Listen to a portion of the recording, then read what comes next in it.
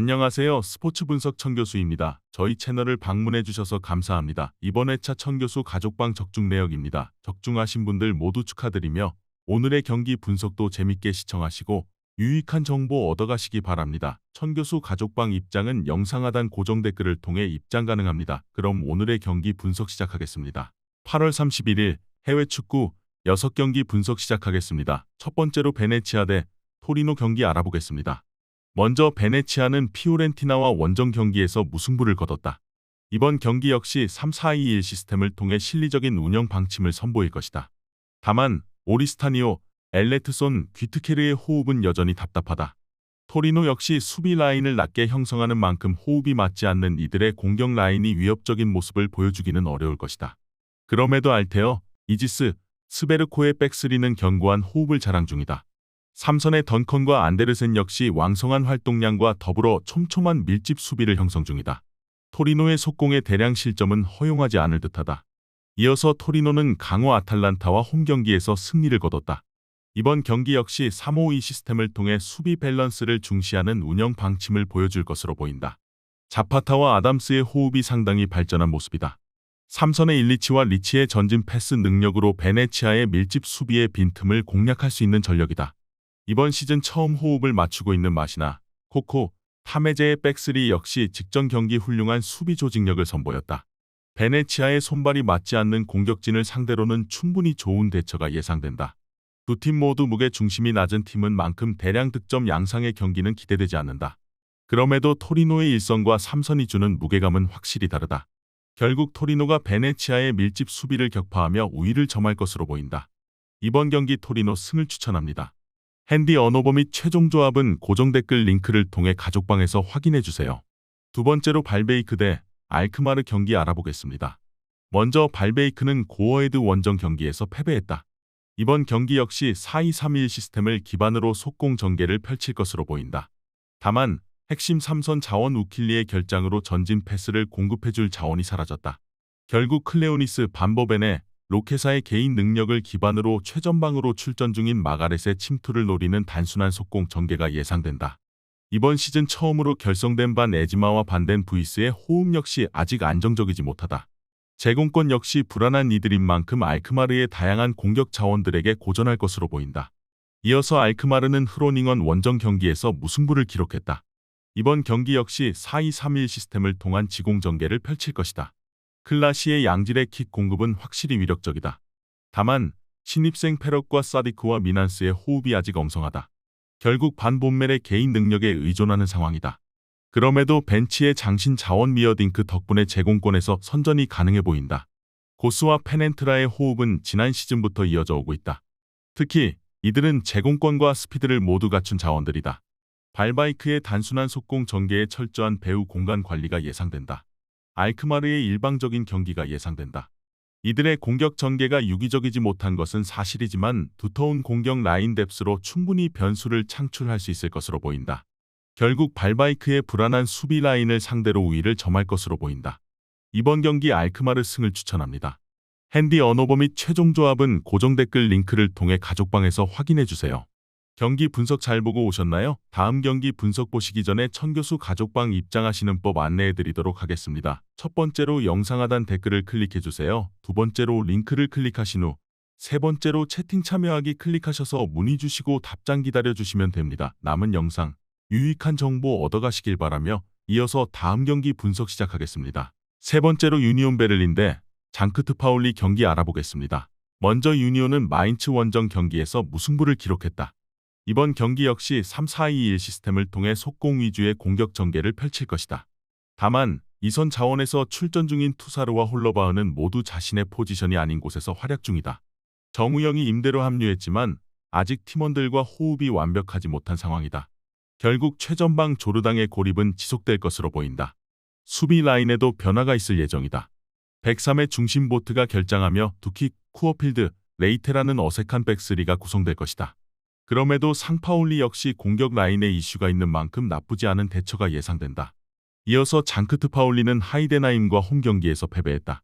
이번 경기에서는 3-5-2 시스템을 기반으로 실리적인 운영 방침을 보여줄 것으로 보인다. 다만 이들 역시 최전방 빌라보기와 에게슈타인의 호흡이 맞지 않는 상황이다. 삼선에서 어빈을 제외하면 전진 패스에 능한 자원도 없는 만큼 답답한 공격이 예상된다. 와일, 스미스, 매치의 백스리가 지난 경기 멀티 실점을 허용한 것은 사실이다. 다만 라인을 올렸던 터라페우 공간 관리에 실패해서 그렇지 이들의 수비력은 준수했다. 우니온 베를린의 창의적이지 못한 공격은 대비 가능해 보인다. 두 팀 모두 수비 라인을 낮게 형성하며 조심스러운 경기 운영을 보여줄 것으로 보인다. 또한 창의적인 공격 전개 및 공격 라인의 호흡이 전혀 맞지 않는 상황에서 서로의 수비 조직력에 고전할 수밖에 없는 구조다. 결국 지루한 경기가 예상된다. 이번 경기 무승부를 추천합니다. 핸디 언어버 및 최종 조합은 고정 댓글 링크를 통해 가족방에서 확인해주세요. 네 번째로 인테르 대 아탈란타 경기 알아보겠습니다. 먼저 인테르는 레체와 홈 경기에서 승리를 거뒀다. 이번 경기 역시 3-5-2 시스템을 중심으로 주도적인 경기를 펼치려 할 것이다. 다만 주포 마르티네즈의 출전 여부가 불확실한 상황이다. 타레미와 튀람이 아직 호흡이 완벽하지 않은 가운데 베테랑 미키타리안 역시 부진 중이다. 결국 차라노글루의 양질의 킥 혹은 바렐라의 전진 패스를 중심으로 공격을 전개할 것이다. 그럼에도 바스토니, 아체르비, 파바르의 백스리는 지난 시즌부터 상당히 견고하게 작동 중이다. 우측 윙백으로 출전 중인 다르미아는 빌드업 시 사실상 포백의 형태를 취하며 수비 밸런스에 도움을 준다. 아탈란타의 공격 전개에 충분히 대응할 수 있을 것이다. 이어서 아탈란타는 토리노 원정 경기에서 역전패를 당했다. 인터 밀란 원정 경기를 떠나는 만큼 3-4-1-2 시스템을 기반으로 속공 위주의 운영 방침이 예상된다. 주포 스카마카의 장기 부상으로 레테기와 데케텔라르가 투톱에서 활약 중이다. 다만 데케텔라르가 공격 전개 시 자주 내려오는 움직임을 가져가며 레테기가 최전방에 홀로 고립되는 경우가 잦다. 수비 라인에서 역시 공백이 발생했다. 스칼비니와 콜라시나츠의 동시 결장으로 짐시티, 히엔, 드론이라는 어색한 백스리가 가동 중이다. 특히 히엔은 상대 압박에 고전하는 모습을 자주 보이면서 소유권을 자주 헌납 중이다. 결국 수비 라인에서 불안감을 유발할 가능성이 높다. 인테르가 경기를 주도할 수 있는 구조다. 아탈란타의 수비 밸런스가 무너진 상황에서 이들은 삼선 자원들의 창의적인 패스를 통해 결과물을 만들 수 있을 것이다. 아탈란타는 수비 밸런스로 인해 화력 대결에서 패배할 수밖에 없는 구조다. 이번 경기 인테르 승을 추천합니다. 핸디 언어버 및 최종 조합은 고정 댓글 링크를 통해 가족방에서 확인해주세요. 경기 분석 잘 보고 오셨나요? 다음 경기 분석 보시기 전에 천교수 가족방 입장하시는 법 안내해드리도록 하겠습니다. 첫 번째로 영상 하단 댓글을 클릭해주세요. 두 번째로 링크를 클릭하신 후 세 번째로 채팅 참여하기 클릭하셔서 문의 주시고 답장 기다려주시면 됩니다. 남은 영상 유익한 정보 얻어가시길 바라며 이어서 다음 경기 분석 시작하겠습니다. 다섯 번째로 올림피크 리옹 대 스트라스부르 경기 알아보겠습니다. 먼저 리옹은 모나코와 홈 경기에서 패배했다. 이번 경기 역시 4-2-3-1 시스템을 기반으로 지공 전개를 펼칠 것이다. 다만 3선에서 나이스와 카케레가 전신 패스 능력이 부족하다 보니 벨라아마가 낮은 라인까지 내려오는 경우가 잦다. 1선과 3선의 간격이 벌어지면서 포파나 라카제트, 미카우타제가 고립되는 상황이 연출된다. 스트라스부르의 밀집 수비에 고전할 확률은 충분하다. 수비 라인 역시 문제가 발생 중이다. 탈리아피코의 결장으로 신입생 아브너르가 출전 중이다. 다만 또 다른 이적생 리아카테와 엄성한 라인 컨트롤 및 대인 마크를 선보이며 수비 라인의 균열을 생성하고 있다. 스트라스부르의 날카로운 역습 전개에 배후 공간을 노출할 가능성이 크다. 이어서 스트라스부르는 렌과 홈 경기에서 승리를 거뒀다. 이번 경기 역시 3-4-2-1 시스템을 기반으로 속공 전개를 펼칠 것이다. 디아라, 에메가, 모레이라의 호흡은 이미 지난 시즌부터 이어져 오고 있다. 또한 크랙 바카의 윙백 기용으로 볼 운반 및 측면에서의 패턴 플레이가 활발하게 나오고 있다. 리옹의 불안한 왼쪽 수비 라인을 공략하기 충분한 상황이다. 실라, 소우, 두의 백스리 역시 상당히 견고한 모습이다. 3선에서 두쿠레의 수비 가담과 산토스의 활동량 덕에 촘촘한 밀집 수비를 구성 중이다. 리옹의 엄성한 공격 전개는 대처할 수 있을 것이다. 리옹이 경기를 주도할 수 있는 환경이다. 다만 이들의 공격 전개는 너무나도 엉성하다. 결국 스트라스부르의 밀집 수비에 고전할 것이다. 스트라스부르는 리옹의 불안한 수비 라인에 직격탄을 날릴 수 있는 속공 전개를 보여주고 있다.